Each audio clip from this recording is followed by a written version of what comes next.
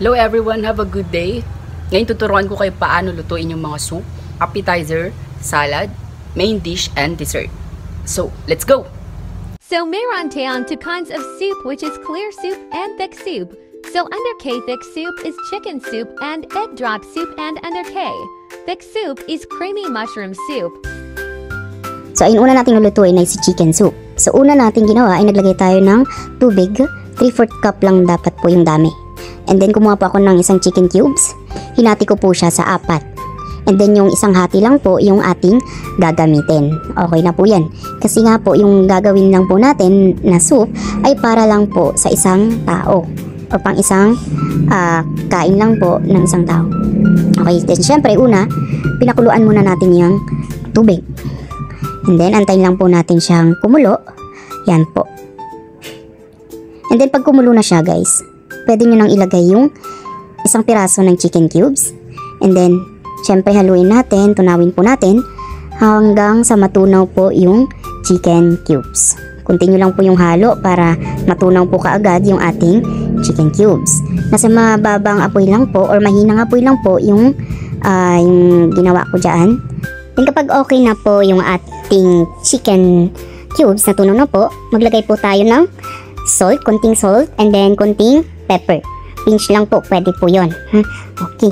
So, ayun, para lang po magkalasa po yung ating chicken soup. Yan, pwede nyo po itong tikpan. Depende po sa inyo kung gusto nyo po. Okay. Then, after natin, pwede natin patayin yung apoy. And then, habang pinapalamig konti yung ating chicken soup, naghiwa na po ako dito ng ating spring onion. Yan po yung ilalagay natin na pan-toppings sa ibabaw ng ating chicken soup. Yan, ganyan lang po kaliliit para mas maganda siya tingnan. Then, pag okay na, pwede na natin i-transfer sa bouillon cup yung chicken soup. Yan, okay. Then, paibabaw na natin or i-toppings na natin yung ating spring onion. Okay. And then, yan na si chicken soup. Okay, next naman po tayo kay egg drop soup. So, una ulit, maglagay po tayo dito ng tubig. Yan, 3/4 cup po ulit. And then, kumuha ulit po tayo ng chicken cubes. Hiniwa po ulit natin sa 4. Then, yung kalahati lang po yung ating gagamitin. Yung isang hiwa lang po siya guys. Okay?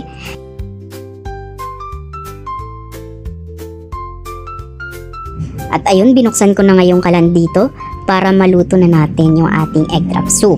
So, ayun, nilagay ko na yung tubig. Ayan, then aantayin po natin siyang kumulo.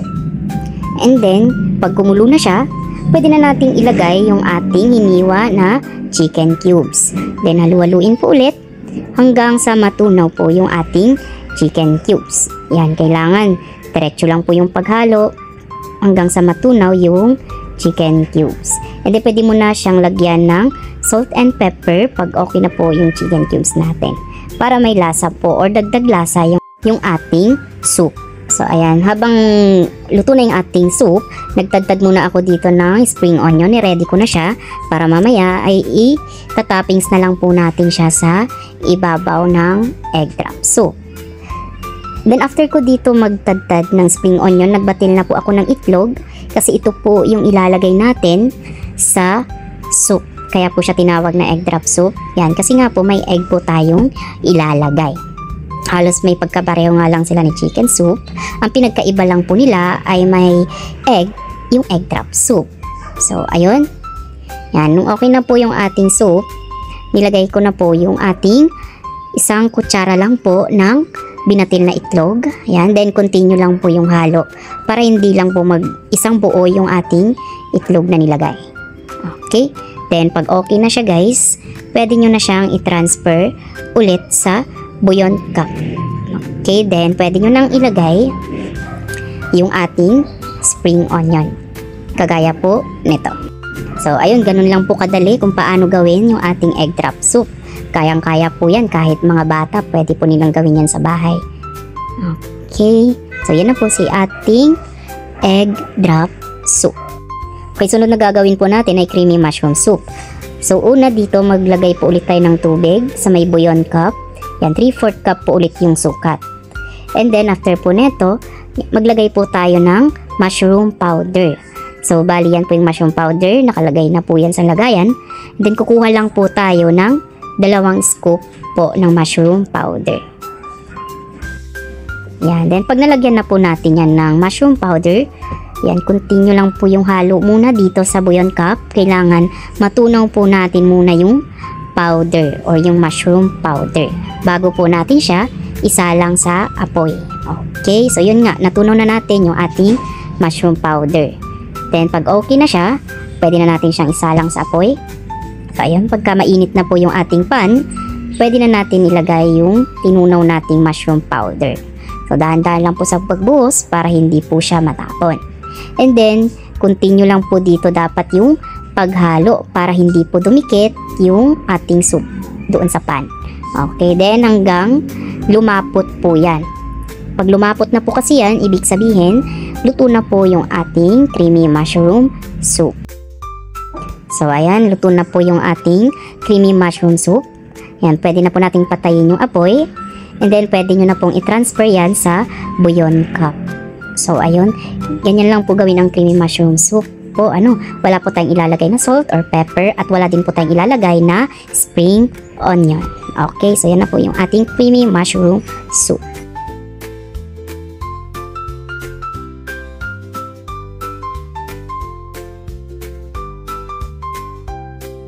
Next naman po na gagawin natin is si tuna canapé. So, dito na po tayo sa appetizer ha. So, yung may mga appetizer po kasi tayo na ito ay mga bite size lamang. So, una po dito kay tuna canapé ay meron tayong isang tinapay, hiniwa or tinanggal yung bawat gilid. Yan. Then, hiniwa siya sa 4 or dinivide po siya sa 4. Okay. So, ayun, ganyan lang po siya kaliit. Yan. Bite size lang po talaga siya. Ganyan siya po. Okay. And then, pag nakaano na natin, set aside muna natin siya. Yan, so gagawin muna tayo dito ng tuna dressing. So yung tuna dressing po dito is mixture lang po siya ng drained na tuna, yung walang sabaw po ha, drained. Yan, 1 spoon lang po, mga ganun po siya. And then, maglagay tayo ng mayonnaise. Yan, konting mayonnaise lang po, yung sakto lang po dyan sa kinuha nating tuna. Okay? And then, pag nakalagay na tayo ng mayonnaise, pwede na tayong maglagay ng salt and pepper. Yan, mga pinch lang po yung pwede natin ilagay dyan. Para lang po may lasa yung ating tuna dressing. And then, mix well hanggang maging maganda na po yung texture ng ating tuna dressing.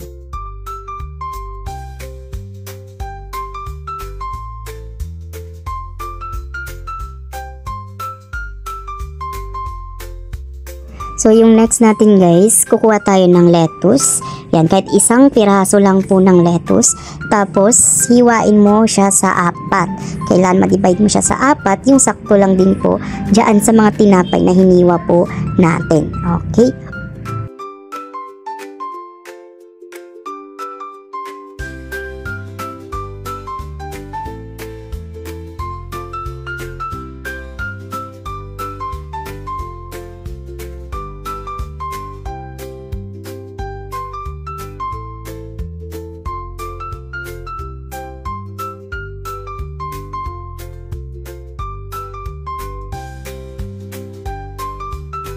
And then, pag okay na po siya, nakalagay na tayo ng lettuce, yung ginawa nating tuna dressing, i-divide natin siya sa 4. Okay, so lalagyan mo lahat yung mga tinapay na yan ng tuna dressing. Okay.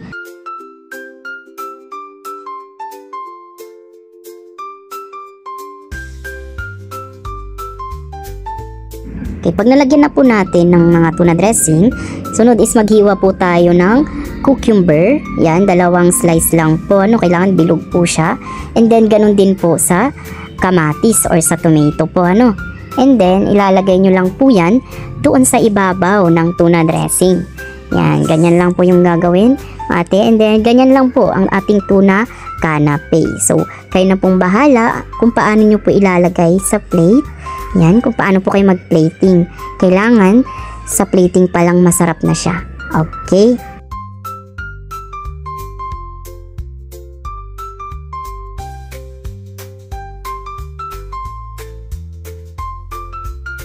So, ayun, nilalagay ko na dito siya sa may plate. Ayan. Okay, kayo na pong bahala kung paano po kayo mag-plating. Yan na po yung ating tuna canapé. Sunod naman natin gawin ay si cream cheese canapé. So, una ulit, meron po tayo isang kinapay dito. Ayan, so tatanggalin po natin bawat gilid or yung kulay brown dyan. lahat ng side po ng tinapay. Okay. Then pag nahiwa mo na or natanggal mo na yung mga brown sa gilid-gilid, hiwain mo na siya sa 4 kagaya kay tuna canapé kanina. And then pag nahiwa mo na siya sa 4, yan, set aside muna po natin siya. Okay. Then sunod po na gagawin po natin ay si cream cheese dressing. So una dito, meron akong bell pepper. Hindi po yan lahat ilalagay po ha. Hinati ko pa yan sa maliit. Okay? And then, yung isa, sinet aside ko, then yung isa lang yung gagamitin. So hiniwa ko yan muna ng pahaba, kagaya ng ganyan. And then, hiniwa ko po yan ng tad-tad or yung cubes na maliliit. Ay, o kumbaga mince cut. Yan. So, ganyan lang po yung ginawa ko dyan sa bell pepper. Pwedeng green, pwedeng red. Depende po yan sa inyo. Okay. Then, pag okay na, nahiwa na natin siya. Then, ilalagay na natin siya dyan kay cream cheese. So, mayroon tayong cream cheese dyan. Yung puti na nasa may mixing bowl na yan. So, ilalagay natin dyan. Haluin nyo lang po yan. Silang dalawa. Then, yun na po yung ating cream cheese dressing. So, ganun lang po gawin ng ating cream cheese dressing. Yan. Mix, mix, mix lang po. Okay.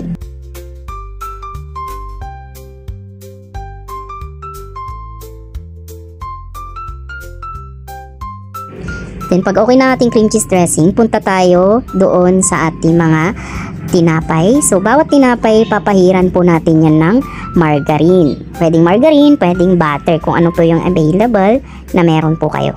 So, yan. So, lahat ng tinapay, papahiran mo lang po yan. Huwag lang pong sobrang dami, okay? Then, pag napahiran mo na kasi yan, lahat, lalagyan mo sila ng cream cheese dressing, yung ginawa po natin na nasa may mixing bowl. So, i-divide mo din yung cream cheese dressing mo sa 4. So, kagaya po ng ginawa ko dito. So, ayun, lalagyan na natin ng mga cream cheese dressing yung mga tinapay. Okay, then pag nalagyan na po natin, pwede na natin siyang ilagay sa ating plate. Okay, so ito po, ganyan lang po siya.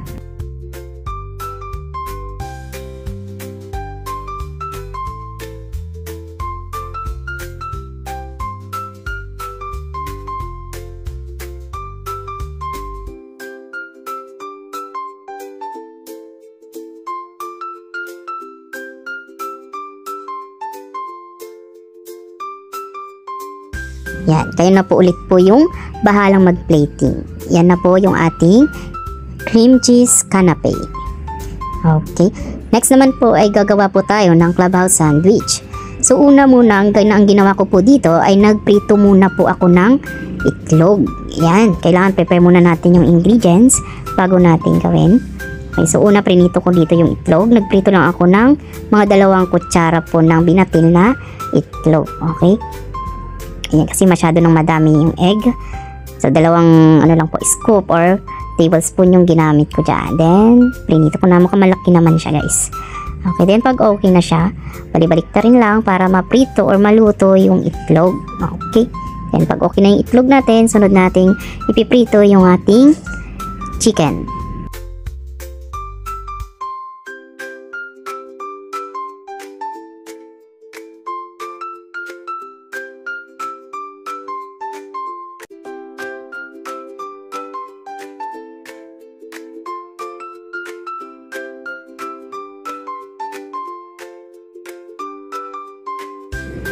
So, ayan, nilagay ko na yung ating chicken. Medyo malit yung chicken na ginamit ko dyan, guys. Pero wag naman ganyan masyado kaliit yung gagamitin. Pwede yung lakihan. So, iniwa ko lang yan ng pa-flat. Kung alam niyo yung butterfly cut, ayan, so marunong po kayo nun, pwede nyo gawin po yun. Pero wag lang masyado malaki at wag naman masyadong maliit. Okay, then, prituhin nyo lang yan hanggang sa maging golden brown. Then, pag okay na po yung mga ingredients natin, una po dito meron tayong 3 pieces or 3 slices ng bread. So, sabay-sabay ko po yan tinanggal yung mga kulay brown or yung mga nasa gilid-gilid. Kailangan kasi sabay-sabay po yan para po pantay-pantay yung pagkakahiwa. Okay, kagaya po nyan.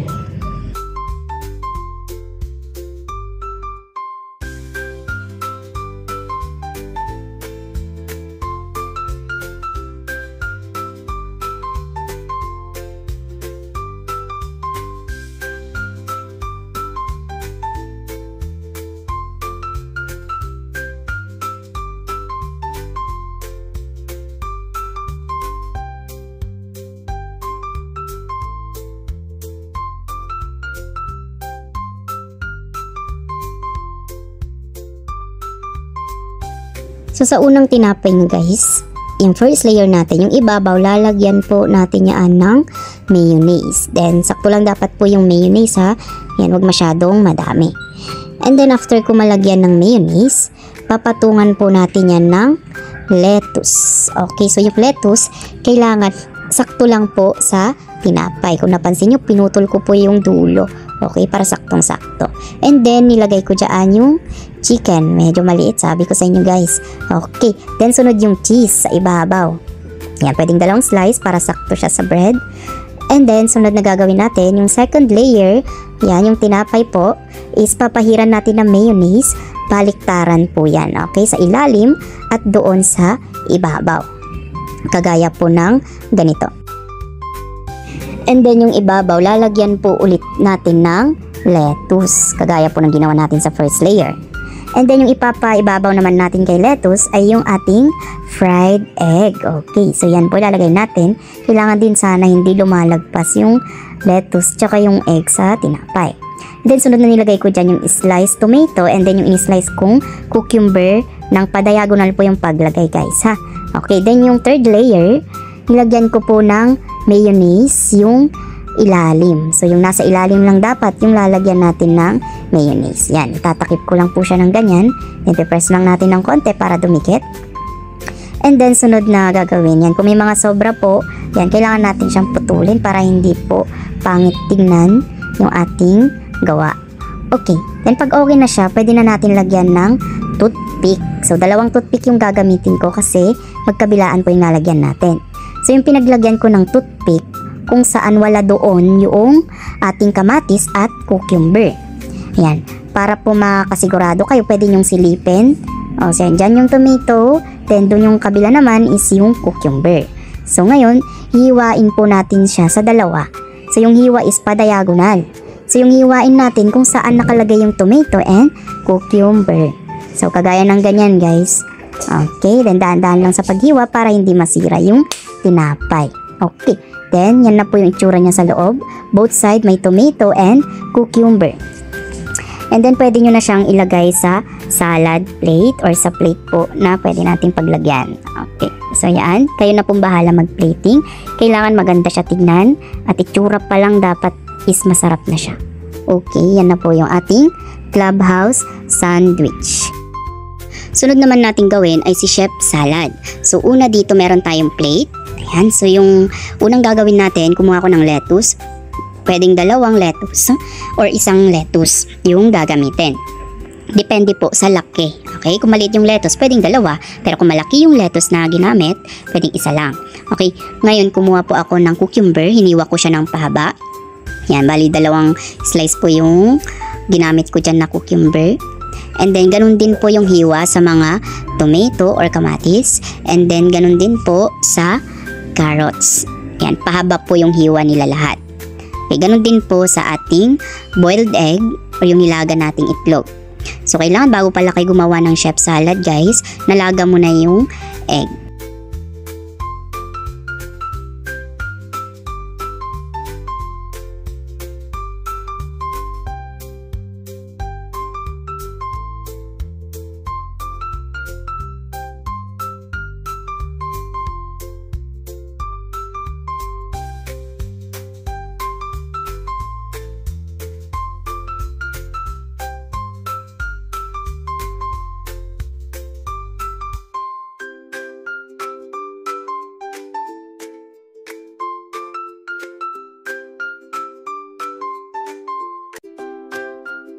So, ayun, pag okay na yung mga ingredients na natin na nailagay doon, isunod na gagawa naman tayo ng Thousand Island dressing. So, mixture lang po ng Thousand Island dressing, mayonnaise, ketchup, and salt and pepper.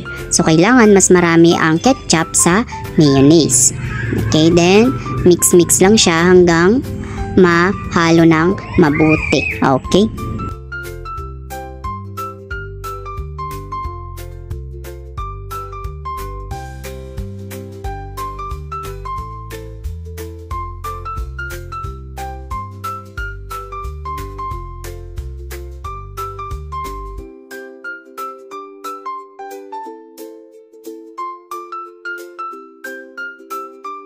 hanggang sa maging ganito yung itsura. And then, pwede natin siya ilagay doon sa ibabaw ng ating chef salad.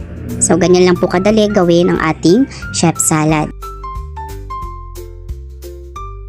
Hello guys! Ngayon, tuturuan ko kayo kung paano magluto ng kabsa rice with cauliflower and fresh parsley. So, ayun guys. Una, meron tayong pan. Maglalagay tayo ng konting mantika. Then, piprito natin yung chicken. Chicken na ginamit ko dito ay yung may buto. Then, katapos nun, yan, syempre bali-balik na rin natin para hindi masunog dun sa ilalim. Kagaya ng ganito. Yan, habang binabaliktad natin, piniprito po natin yung chicken. Lagay lang po natin dito sa may gilid. Then, magtutunaw tayo ng butter. Yan, kahit konting butter lang, okay na po yun. Yan, magigisa po tayo ng sibuyas, bawang, at carrots, kamatis. Yan, gisa-gisahin lang po natin. Then, huwag niyo pong kalimutan na baliktarin yung chicken natin para hindi po siya masunog. Okay, then, okay na, maglagay po tayo ng tomato paste, kabsa mix, at raisins. Then, halu-haluin lang po natin. Then, pwede na din po natin isabay yung chicken. Yan, kagaya ng ganyan. Pag okay na, pwede na natin ilagay yung ating binabad na bigas. Yan. Yung bigas po is nasa 50 grams lang po. I-mix po natin. Yantayin na lang po natin maluto. Then, ganito po yung kakalabasan ng ating niluto. Kailangan maluto po yung bigas. Yan. Then, wala po makikitang sabaw. Kailangan dry po siya. Bigas po talaga, kagaya ng ganyan. Pwede na po natin siyang ilagay kay plate. Yan. Hinulma ko muna bago ko po siya nilagay ha. Para po magandang tignan. Okay, then ngayon, gagawa naman po tayo ng cauliflower. Lulutuin natin yung cauliflower sa kumukulong tubig. Naglagay po ako ng asin para po may lasa yung cauliflower po natin. Then, antayin lang po natin siyang kumulo. Then, pag kumulo na po siya, yan, pwede na po natin ilagay yung cauliflower. Okay na yan po, kahit 2 piraso. Then, pagkaluto, pwede natin lagay kay tabi ni kabsa rice. Ando na po pala yung chicken sa ibabaw ng kabsa rice. Okay? Then, pwede na po natin lagyan ng fresh parsley. Then, yan. Ito na po ang ating kabsa rice with cauliflower and fresh parsley. Tcharam! Hello guys! Ngayon, magluluto tayo ng stuffed chicken roulade with potato mousseline. Una, meron po tayong chicken fillet. Yan, binuburan po ng asin at paminta. Yan, baliktaran po yan ha. Okay, then, maglalagay po tayo ng basil leaves. Yan, pwede na po yung mga 3 pieces. Okay na po yan. Then, maglalagay din po tayo ng slice ng cheese. Yan. Okay, then po, iro-roll lang po natin siya, kagaya ng ganyan. Yan, then, tapos, yan, lalagyan po natin ng toothpick. Yan, para pag prinito po natin, hindi po siya magbuka. Then, pag okay na po siya, pwede na po natin, yan, sausaw po natin sa may flour. Then, sa egg. Yan. Then, next sa breadcrumbs.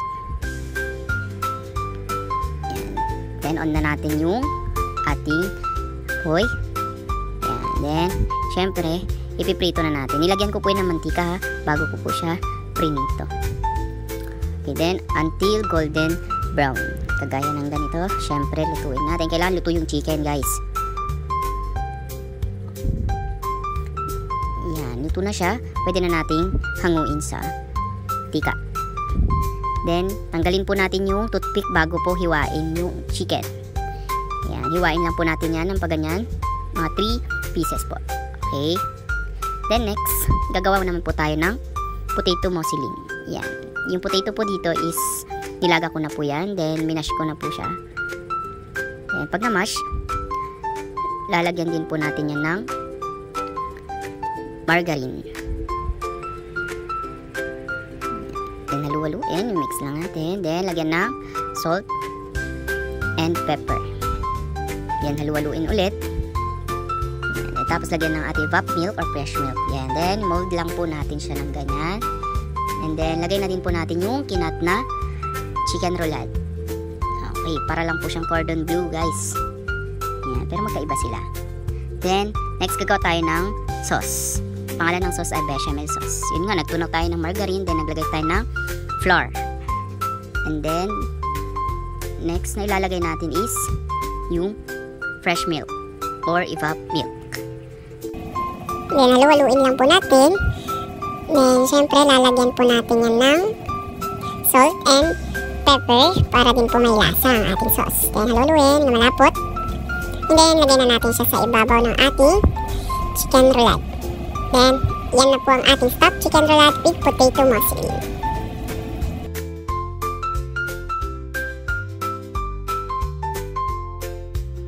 Hello guys, ngayon magluluto tayo ng yang chow fried rice with sweet and sour fish fillet. Meron po tayong fish fillet. Then, season lang po natin ng salt and pepper.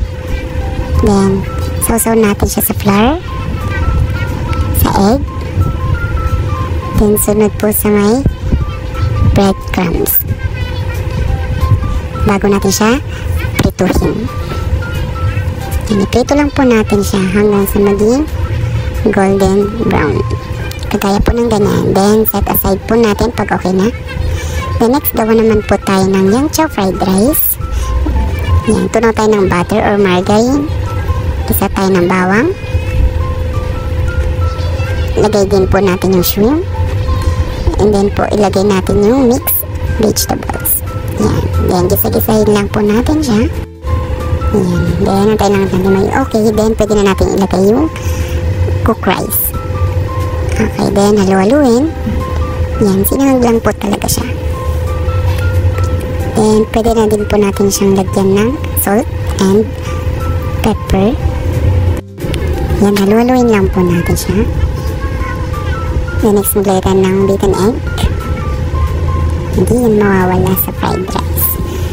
Siyempre, then halu-haluin hanggang sa maluto. And then, set aside po natin siya. So, then next, gagawa tayo ng sauce. Meron akong nakareding sauce dito.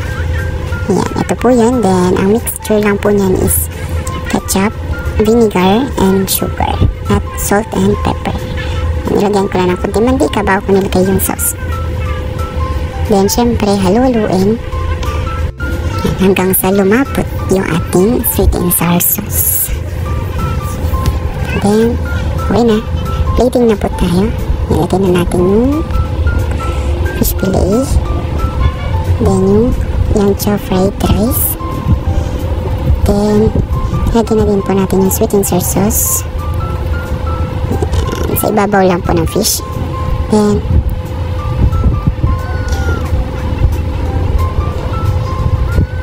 charan! Ito na po si yang chow fried rice with sweet and sour fish fillet. Hello guys, ngayon tuturuan ko naman kayo kung paano magluto ng stir-fry vegetables. Yan, syempre una meron tayong sitsaro, carrots, cauliflower, bell pepper, at bok choy, and dried mushroom, at saka black fungus. Then meron din po tayong cooking wine, sesame oil, oyster sauce, cooking oil, salt, and pepper. Then, meron din po tayong slurry. Mixture lang po yan ng cornstarch tsaka water. Una, maglagay tayo ng mantika. Tayo 1 minute. Then, syempre, lagyan na natin yung carrots muna. Then, sunod na ilagay natin dyan si sitsaro. Yan. Gisa-gisa lang natin. Syempre, sunod na din natin si cauliflower. Halu-haluin lang po para maluto yung ating gulay. Then, next po natin yung black fungus at saka dried mushroom. Ayan. Iniwa ko lang po yan ng taba. Then, binabad ko sa tubig, syempre, para lumaki. Then, lagay ko na din po yung ating bok choy. Ayan. Then, gisa-gisa lang po natin. Lagyan natin po yung bell pepper. And then, lagay tayo ng sesame oil at saka yung cooking wine. Then, tsaka oyster sauce. Halu-haluin lang po natin. Yan. Then, pwede na din po tayo maglagay ng asin at paminta. Then, halu-haluin lang hanggang sa maluto po yung ating vegetables. Yan. Then, lagyan na din natin yung slurry para medyo saucy po yung ating fried vegetable. And then, pag okay na siya, pwede na natin i-plating. Yan. Siyempre, kailangan maganda tignan para masarap. Yan. Lagyan lang po natin sila. Then, kailangan ganyan kasi yung pag-plating namin dito. Kaya kung gusto nyo gayahin, okay lang din naman. Then, syempre, patapos nyan, ito na yung ating kakalabasan. Stir-fry vegetables. Thank you for watching, guys. Hello guys, ngayon magluluto tayo ng pesto pasta. Una lutuin natin yung pasta sa kumukulong tubig na may konting asin. And pag kumulo na yung tubig, pwede na natin ilagay yung pasta. Hinantayin lang natin hanggang sa maluto. And then check po natin kung luto na yung pasta.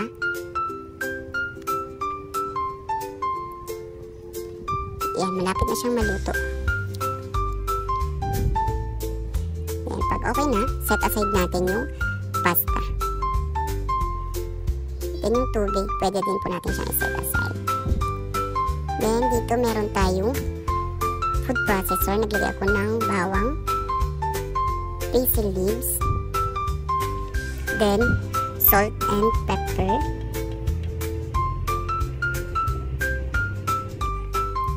then maglagay tayo ng nuts. Yan. Then syempre lagyan din po natin yan ng olive oil.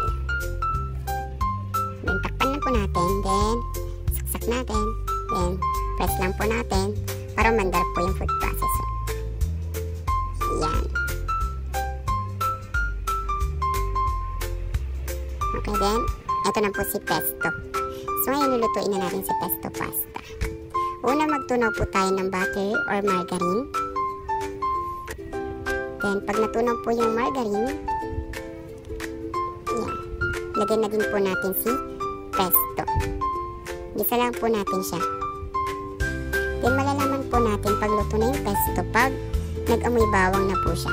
Then pag nag-amoy bawang na siya, pwede na natin ilagay yung pasta. Yan, halu-haluin lang din. Yan, mix well. And pag okay na, pwede na natin i-transfer sa dinner plate. Yan, pinitin ko siya gamit ng tinidor para magandang tingnan. Yan. Yan, pag nalagay na po natin, sunod lagyan natin ng parmesan cheese sa ibabaw. Yan, para masarap. Then lagyan natin ng basil para magandang tignan. Okay, ito na po si pesto pasta. Sunod naman natin gawin ay si fruit salad. So sa fruit salad, meron lang tayong fruit cocktail. So una, kuha tayo ng 1 tablespoon or 1.5 kutsara ng fruit cocktail. Okay? And then pag okay na yung fruit cocktail natin, maglagay tayo ng mga 1 teaspoon or konting condense. And then mga 1 teaspoon din ng all-purpose cream. Okay, so ayan, naglagay na ako. And then ihahalo lang po natin po ng mabuti. Yan, then pag nahalo mo na yan ng mabuti, pwede mo nang ilagay or i-transfer doon sa ating dessert goblet. Okay, kagaya po ng ganito.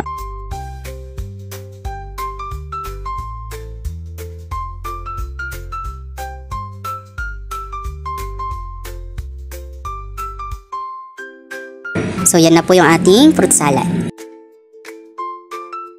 Okay, next natin si coffee jelly. So una, nagsukat ulit po ako dito ng water, mga 3/4 lang po ulit ng ating cup. And then maglalagay lang po tayo dito ng gelatin powder. So bali mga 3 scoop yung kinuha ko dyan, guys. Ayan, then kailangan continue lang po yung halo para hindi po bumuo agad yung ating gelatin. Then sunod, maglagay na tayo dyan ng coffee. So ayan, ganyan lang po kakonting nilagay kong coffee. So halu-haluin mo lang hanggang sa maging kulay coffee na po yung ating gelatin. Then pag nahalo mo na ng maayos, pwede mo na itong lutuin doon sa pan. Okay? So ayun, pwede na natin siyang isalang.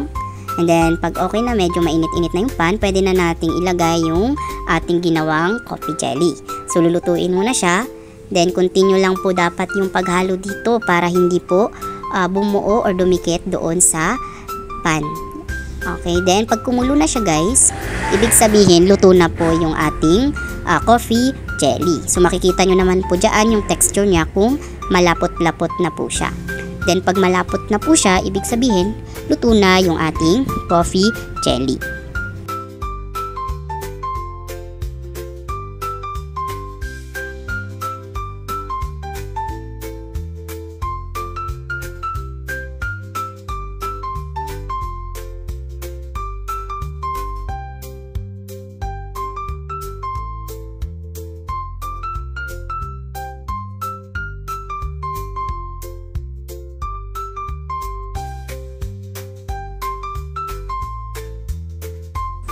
So ayun, kumulo na siya.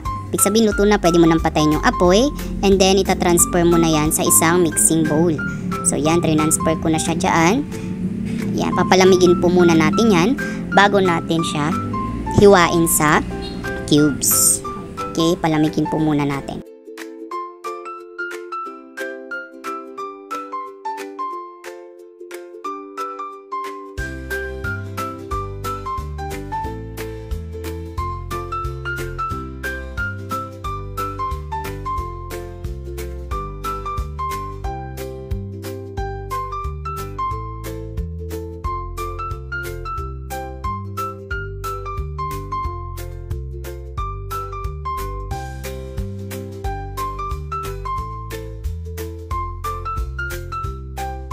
So, nung lumamig na yung ating coffee jelly, yan, pwede na natin siyang hiwain ng pa-cubes. Kagaya po ng ganito.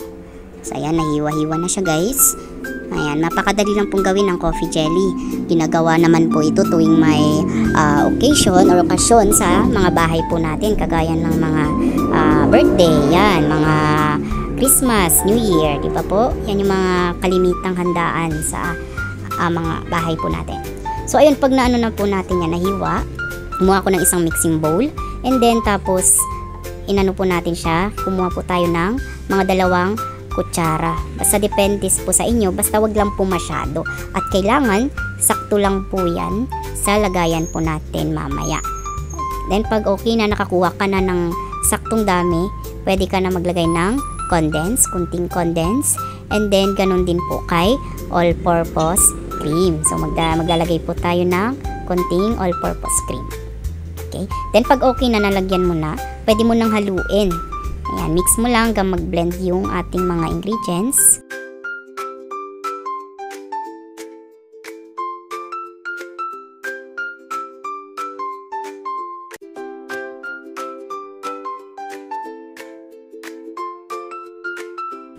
Then, pag okay na siya, pwede mo nang ilagay or i-transfer sa dessert goblet.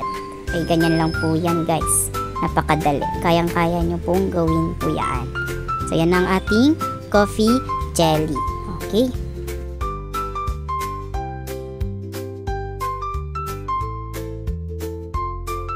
Next naman po natin gawin ay si almond jelly with lychee. So, una dito meron tayo ulit tubig. Yan, 3/4 cup ulit po tayo. And then, magtutunaw po ulit tayo ng gelatin powder. Unflavored po yan mga ate ha. So, ayan. Pag nailagay na natin yung ating unflavored na gelatin, mga 3 or 2 pwede na po yan. So, halu-haluin mo yan ulit para hindi bumuo yung ating gelatin. So, ayan. Pag nahalo na po natin ng mabuti, sunod is maglalagay po ako dyan ng almond extract. Yan. Yan po yung bote na maliit. Yan, pampalasa po kasi yan. Masyado matamis at malasa po yan. So, ang gagawin lang po natin, kunti or isang patak lang po yung ilalagay. So, ayun, kunting patak lang po. Okay na po yun. Mas konti pa doon, okay lang. Okay? Then, pag okay na siya, halu-haluin po natin ng mabuti para mag-ano yung lasa ng ating almond extract. Maamoy nyo po kasi dyan yung almond. And then, naglagay po ako ng milk or evap milk para po magkakulay yung ating gelatin. Pagkatapos maluto, yan, halu-haluin mo lang hanggang sa mag-blend na yung gelatin at saka nung almond at nung ating evap milk. And then, pwede ka maglagay ng sugar para may lasa po yung ating almond jelly. Okay, dagdag lasa din po yan. Then, pag okay na siya, pwede mo nang isalang sa apoy. Yan, then pag naisalang mo na sa apoy, continue lang dapat yung paghalo guys, para hindi siya masunog or dumikit sa ilalim ng pan.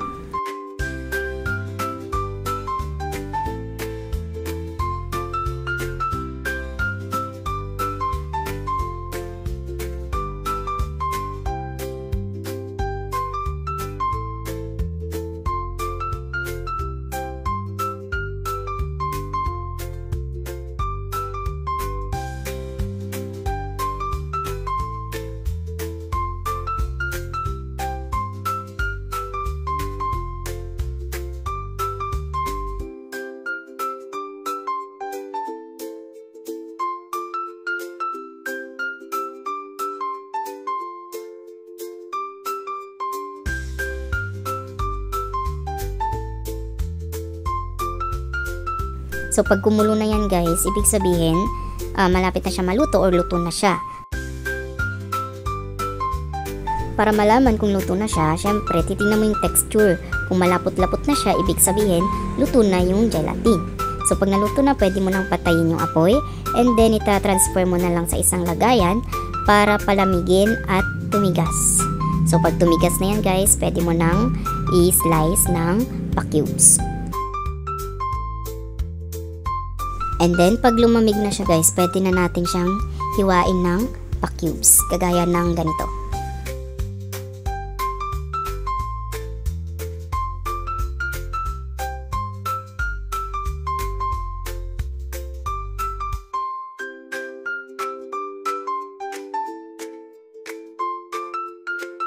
Then, pag nahiwa mo na yung almond jelly, kumuha po ako dito ng lychee, yung nakalata na yan.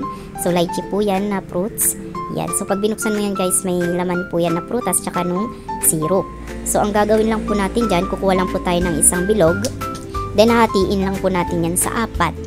Okay? And then, yung isang hiwa lang yung gagamitin po natin.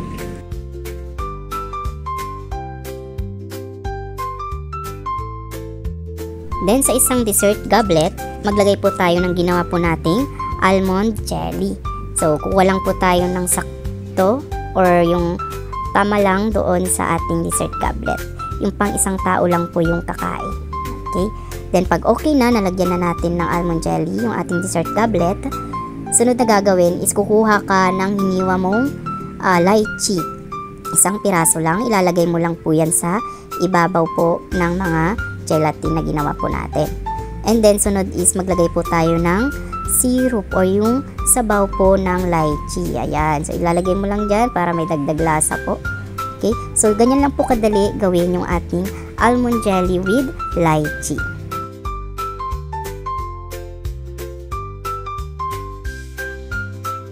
Sunod naman natin gawin ay si fried banana roll. Sigurado lahat naman kayo neto marunong gumawa ng fried banana roll. Kasi minsan inahanda ito kahit walang okasyon. Merienda ba? Ganon. Okay. So, ayun, may isang saging po tayo dito. Hiniwa ko lang po yan sa 2. And then, kumuha po tayo ng isang mixing bowl at nilagyan po natin yan ng ating sugar. Then, pag nilagyan natin ng sugar, dyan po natin papagulungin yung ating mga saging. So, bali 2 saging, 2 din yung babalot po natin. So, then, pag naibalot mo na siya dyan sa sugar, next naman natin is ibabalot natin siya sa lumpia wrapper. So, ayan. So, babalutin mo lang siya, then lalagyan mo ng close doon sa gilid. Ayan, babalutin mo lang ng ganun, parang lumpia ang gulay. Okay, then, katapos na, pwede mo na siyang iprito.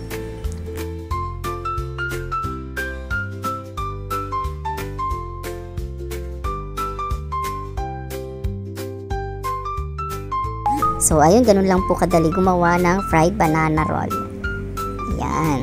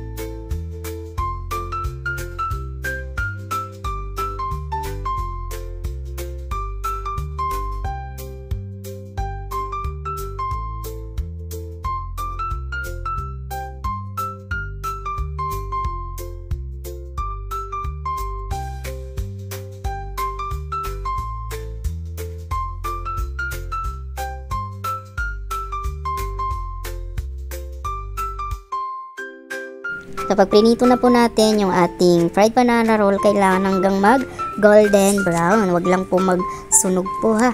Okay. Pag okay na siya, pwede nyo na munang hanguin, palamigin, bago nyo po ilagay sa dessert plate po natin. Kasi isa po siyang uri ng dessert. Okay.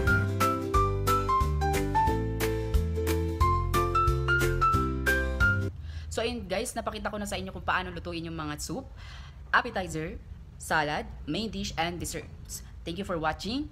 Don't forget to share, like, and subscribe. So, bye guys!